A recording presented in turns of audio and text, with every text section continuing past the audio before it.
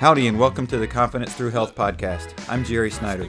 As an elite level athlete, owner of All In Health and Wellness, and author of the book Confidence Through Health, my goal is to help you achieve your goals and dreams using health as the conduit to get there.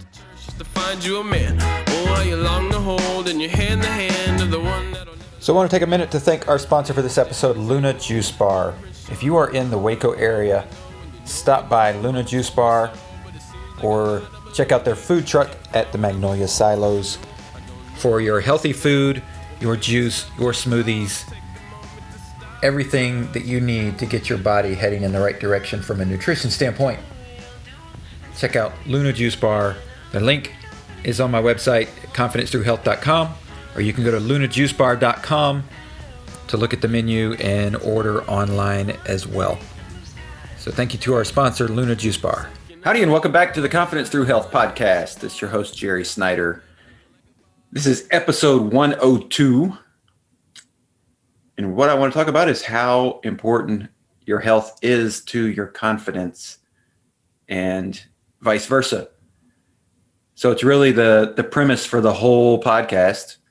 I have a book, actually, Confidence Through Health, that came out before the podcast ever started. And I'm a firm believer that if you are lacking confidence, there's a big piece of your health that's involved with that. And not just your mental health. I think that for a lot of people is self-explanatory, that if you're having issues with your mental health, that can bleed over into confidence issues. But the other issue is that when you are actually not healthy physically, it takes away from your confidence levels. And so what I want to talk about is how that cause and effect can change your life if you start realizing it and seeing it and allowing it. A lot of times we don't allow that confidence to happen because we're still not where we want to be. And so even though we're on the journey and we're getting better than we were, we're not where we want to be. And so we don't allow that confidence to come into play in our lives. And it's a big reason why a lot of people cycle back and revert back to old ways before they get to their end result, before they get to their goal, and they give up. It's not because of willpower. It's not because it's too hard. It's not because of all of it. It's because simply you're not allowing yourself to have the confidence to acknowledge the fact that you've moved. You've moved. You've progressed. Sure, you're not where you want to be.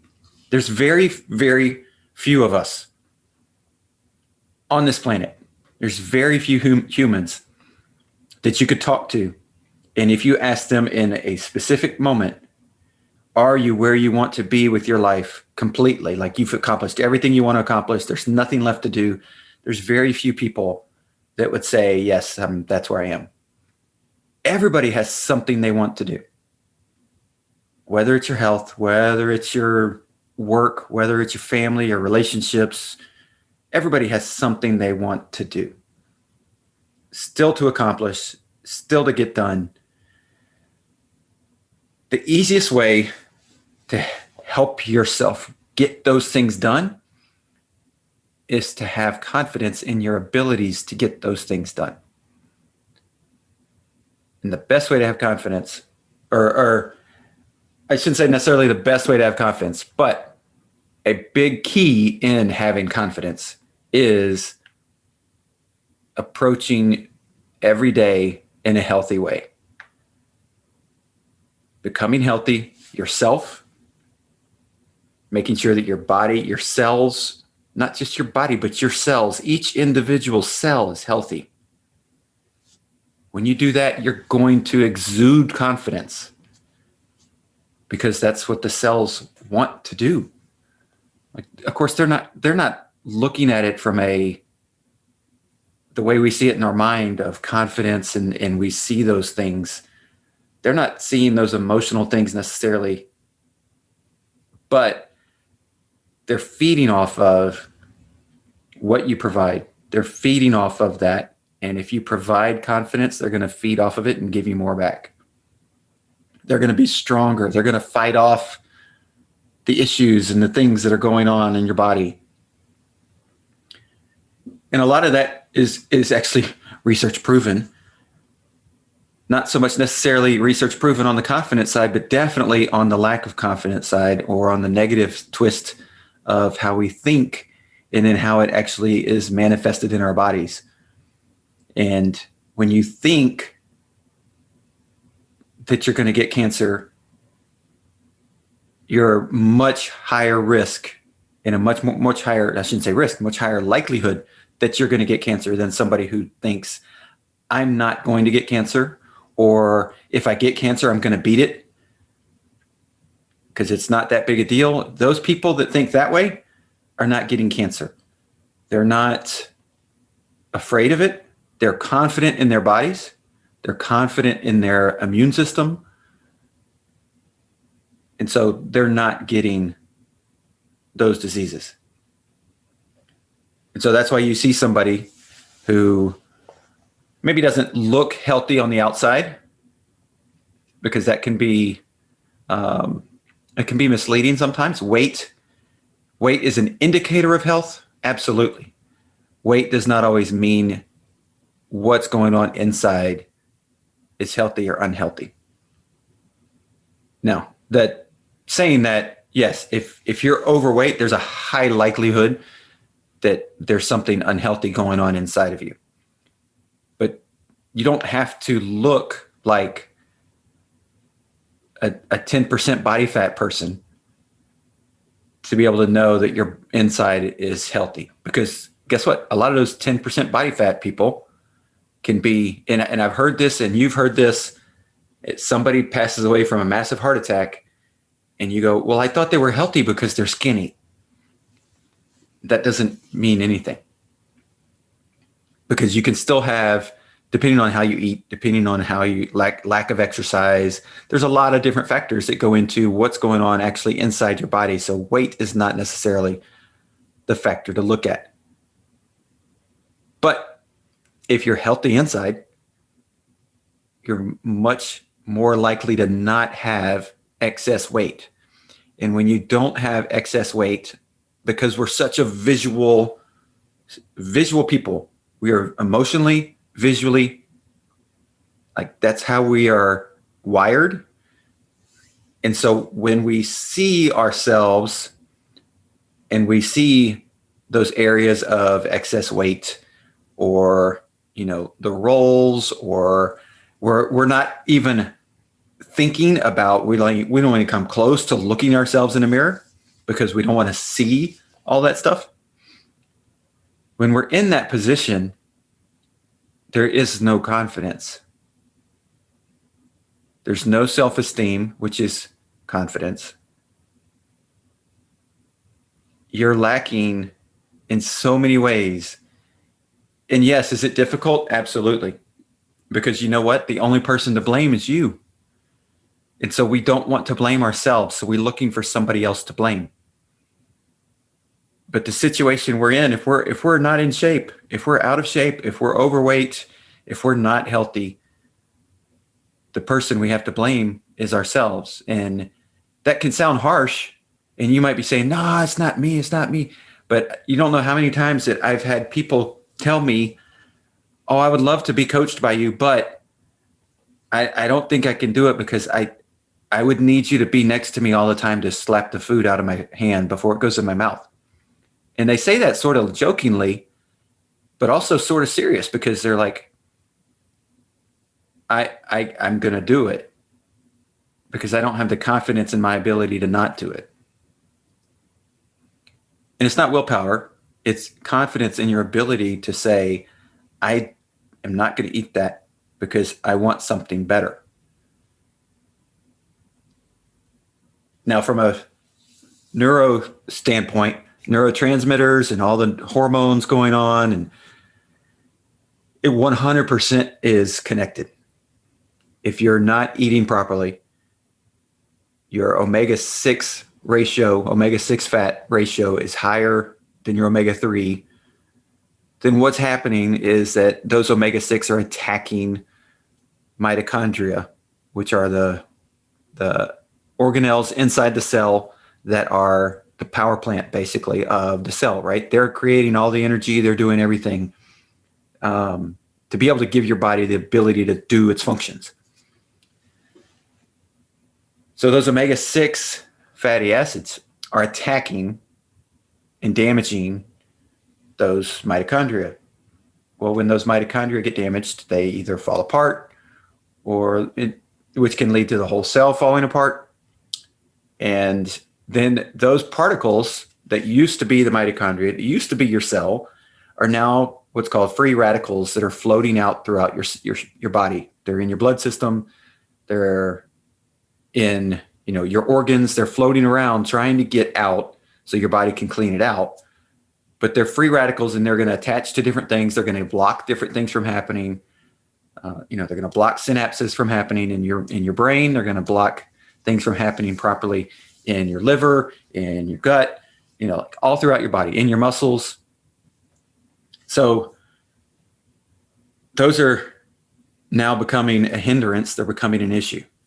Well, this all comes into play when you look at the highest concentration, the cells with the highest concentration of mitochondria per cell are in your brain.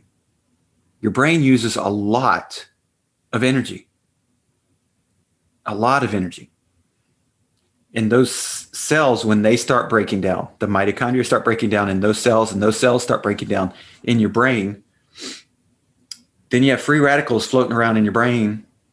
And so hence why you can eat. So omega-6 fatty acids are oftentimes found in processed vegetable oils. So when you eat a fried meal, a couple hours later, you're like, whoa, my brain, I'm having issues with thinking through things, and I'm tired. And all that is because that is now processed through to your system. Those omega-6 fatty acids are getting into your brain. They're damaging the brain cells. And henceforth, your brain is saying, we have to shut down to repair, because that's when your body repairs, when you sleep. So you're getting sleepy because your brain is saying, I have to take care of myself. This is getting out of control. I have to repair. I need to go to sleep so that I can repair. And so it's trying to force you to sleep. What most of us do is that have a job, that get into that situation at 2:30, 3 o'clock in the afternoon, after having a fried meal for lunch. You then go, I need that sugar fix because I got to get a boost. And so you're going to then introduce processed sugar, which is now another free radical, into the system. And you're doing all these things, and it's trying to maintain, not even maintain, it's just trying to make it to the end of the day. Then you get to the end of the day and you're like, you're worn out, you're exhausted, because your brain is saying, I needed to take a break and you didn't give it to me. And it didn't get a time to repair, and it didn't get time to, and so then you're at the end of the day and you're going, and you can't get the things done you want to get done, and you sit and veg, and you maybe eat something that you're not, it's not healthy, but you're eating it because you want the dopamine hit. You want the immediate rush of chemicals that are going to make you feel better. Even though they're horrible for you long time, you want that immediate rush. And so you eat more food that's not good for you. And then you finally go to sleep. A lot of times, most Americans don't sleep near enough. So you need to sleep 8 hours, because after hour 5 to 6 is when the real repairing happens. So if you're only sleeping 5 to 6 hours, you're not allowing your body to really repair. So then your body's saying, repair me, repair me, repair me. You're not allowing it to happen. You're forcing it through in the afternoon. You get to the end of the day, repair me, repair me, repair me. Oh, wait, the alarm goes off. I got to get up. right in the middle of trying to be repaired. And so now our cycle is hugely wrong. And you get up and you look, and your brain just can't process what's going on. You get up and you look at yourself and you go, oh, I feel horrible for what I did yesterday. I shouldn't have had this for lunch. I shouldn't have had that for snack. I shouldn't have had that at dinner. And I didn't exercise, and I'm just exhausted, and I'm sleepy, and I'm tired, and this sucks. And none of those things exude confidence. None of them. Whereas if your body is being fed properly, proper nutrition, proper nutrients, the cell's getting what it wants, the cells are not breaking down, the mitochondria are not breaking down, they're working properly. Now what's happening is when you have, and even if and I don't like to compare to other people necessarily, but let's say you have a very nutritious, non-fried meal for lunch, and you don't have your crash at 3:00, and your neighbor in the next cubicle or the office down the hall, you need to go see them for something, and you go down there and there are, they're dozing off in the conversation. They're putting their head on the table, or on their desk, and they're, and you're sitting there going, I'm like, I got all kinds of energy. Yes, you're comparing yourself to that person in that way from an energy standpoint, but your body's going to go, I'm doing better. I'm better than them. And you're going to get confidence from that internally, but you're getting confidence from the nutrition, because the nutrition is providing the proper hormones, the proper neurotransmitters. And so the right enzymes. And like I said, your cells are stronger. They're not falling apart. They're not being destroyed. You don't have as many free radicals in your system that are breaking the communication of what should be going on. You don't have those breakdowns going on. And so those healthy choices are going to make you confident. They're going to help you exude confidence, and it starts from the cell and it comes all the way forward. And it may not happen immediately from the standpoint of the physical change that you see. It oftentimes does not happen immediately. But when you start seeing that physical change, and you start seeing that a few weeks down the road, when you wake up and you're not tired, you're not hitting your snooze button, you're waking right up and you're like, you're starting your day with more confidence because you're better than you used to be. You may not be where you want to be, but you're better than you used to be. And so you're automatically starting your day with more confidence. You're looking in the mirror and you're seeing change in a positive direction. All of these things help build little bitty bits of confidence.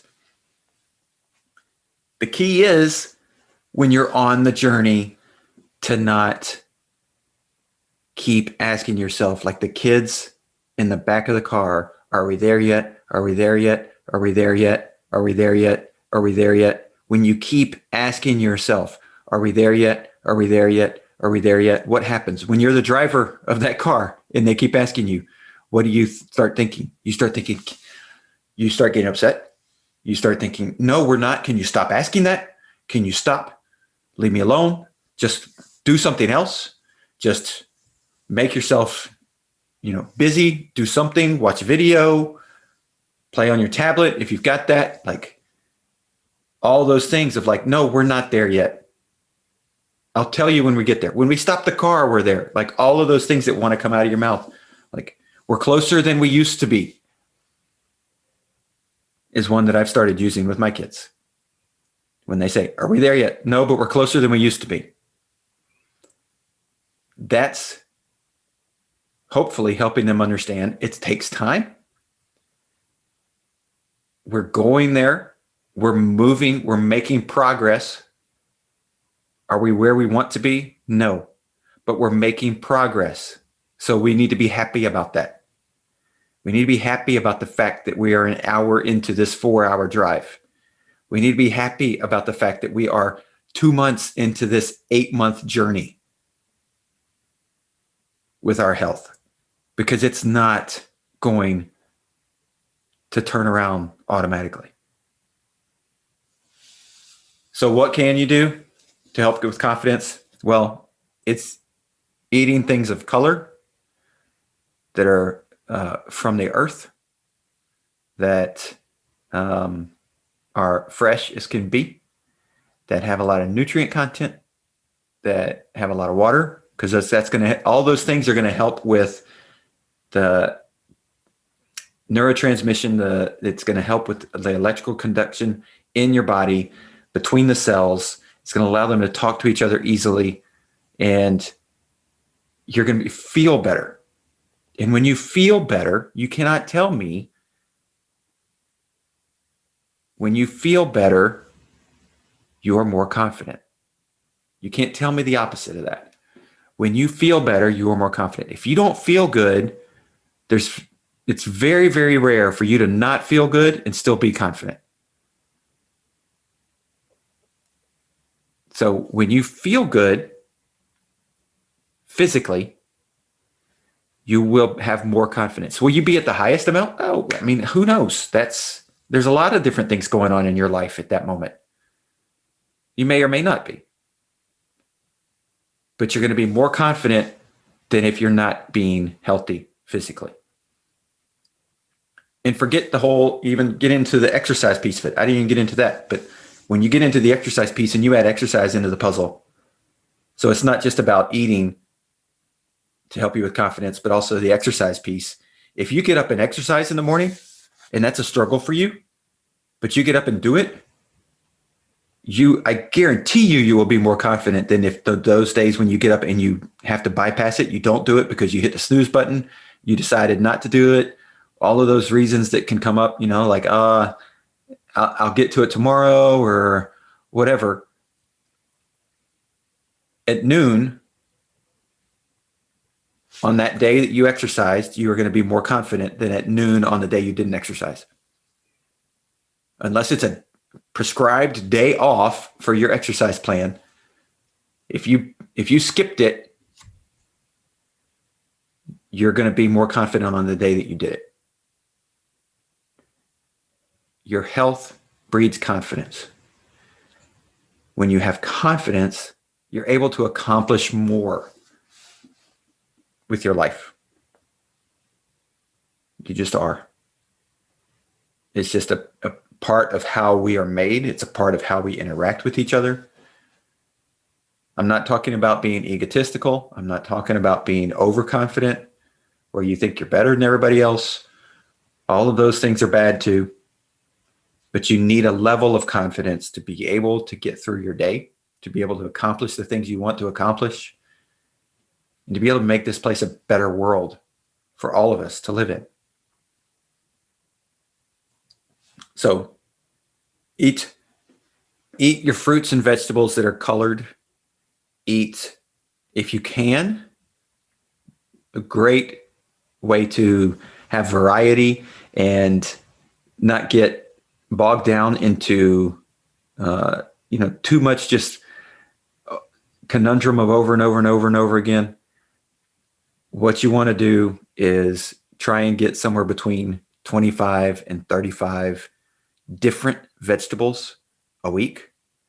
Now that could be 2 different types of oranges. Sure. Could be 2 different types of apples. Could be, romaine lettuce and spinach. Most people might think, well, that's salad. Well, you can have anywhere from, 8 to 15 different vegetables in a salad, depending on how big you want to make it, how expansive you want to do it. Like you can, so it's really not that hard to accomplish that within a week, within 7 days. It's not that hard. But if you spread it out that way and you have different colors, different types of vegetables throughout the week, you're going to give a nice variety for your microbiome, for your gut to work on, for the bacteria down there to work on, to create a good variety and a good, strong immune system, but a variety of neurotransmitters are going to come out of all of that. And Your hormone levels are going to be more balanced because you're eating more of a variety of things. And stay away from the omega-6 fatty acids. Stay away from those processed vegetable oils because they are a leading cause of so many different chronic diseases. But and because they are breaking down the cells and causing those free radicals to be in your system. And you don't want your cells to be broken down if they don't have to be. Sure, some of them are going to die off over time. Sure, they do that. They die off, they get replaced. That's fine. But it's like if you buy a car, that car, especially if you buy a brand new car, that car is expensive. That car is going down in value. You probably have insurance on it, hopefully. You may have payments on it. But let's say you buy that car and 2 years down the road, you get in a wreck or you have something happen to it and can't use it anymore. You got to replace it. If you've ever been in a wreck, you know that process of replacing a vehicle is tough and difficult, and you can't find the same one you wanted or you had. And, there's, okay, well, I don't necessarily want to buy a new car now because of this or that, or you're in a different financial situation, all of those things. Replacing that becomes difficult versus if you buy that brand new car and instead of having a wreck in 2 years, you get the lifespan out of that car. And let's say it lasts 20 years before you have to replace it. That's far more beneficial for you. Sure, you driving a 20-year-old car. Yeah. Does that make you look great publicly? Maybe not. So you're going to look different, but you're going to feel better because your financial situation is going to be far better than if you're replacing your car every couple of years, whether it's from a wreck or from the new version came out or whatever reason. Or if you're just not taking care of it. So you got to replace it. You're not doing the maintenance on it. You're not doing the oil changes and the transmission and you're not taking care of those things like you should. Then what's going to happen is you're going to have to replace that car at 6 years or 8 years. Whereas if you did those things, maybe it lasts 25 years, maybe it lasts 30 years. There's cars on the road that are 30-year-old cars because they were taken care of. And if you're not replacing those things, just like your cells, if you're replacing them every 2 weeks or 4 weeks or 6 weeks or 8 weeks, they're not getting the length of time. They're not getting the longevity. They're not providing you with the longevity of life that you could get from them if they don't have to be replaced for 6 months or 8 months or a year. If you can get that kind of longevity out of your cells before they have to be replaced, think about how slow the rest of your body can work. Because it's not always replacing, or I shouldn't say slow maybe, but more efficient, because it's not always replacing cells. It's able to do other things because those cells are lasting longer. So you're able to do other things. If your car lasts longer, you're able to take the money instead of spending on the car, you're able to do other things. So it's understanding how to feed your body properly so that you can get the confidence out of it to be able to do things that you want to do in your life. And that's how feeding yourself and knowing how to feed yourself and knowing how to move your body and knowing how to exercise. And it's not a one size fits all. It's not, I think I've addressed that before. It's not there's one prescribed way and that's it. And everybody has to do that. There's so many different ways from an exercise standpoint to get the exercise in that your body needs. There's so many different ways to do that. From a nutrition standpoint, there are certain nutrients that your body just has to have, and you have to get them. But other than that, there's a lot of different ways that you can go about. There's a lot of different ways that you can go about it. So it's not this diet, that diet, this meal plan, that nutrition plan is the end all be all, and that's the best way to do it. There's multiple different ways to do it. You need to find out the one that works for you, that you can be on. And like I said, you're not necessarily going to see physical changes as quickly as you'll see the confidence changes, and you'll see the feeling, you'll see the mood, you'll see the energy. When you see those things changing and becoming more positive, that's when you know it's working for you. That's when you know it's working for you. So take all that information. Hopefully you can make some changes and gain some confidence, be able to start having a healthier life, be able to start looking at the future, what I want to accomplish, what I want to get out of life, what do I want to help other people with, because that's what this is all about, I think, is being healthy and helping other people. And if we can do that, we're all going to be happier. Thanks for checking out the All in Health and Wellness Confidence Through Health podcast. Our goal is to use health as a conduit to help you reach your goals in life. A little lighter than me. I'm about to black out and grip is getting tighter on me. I think I like it deep inside. I feel the fire in me. She like the milky, see me creaming to the coffee in me. She got soul and sway.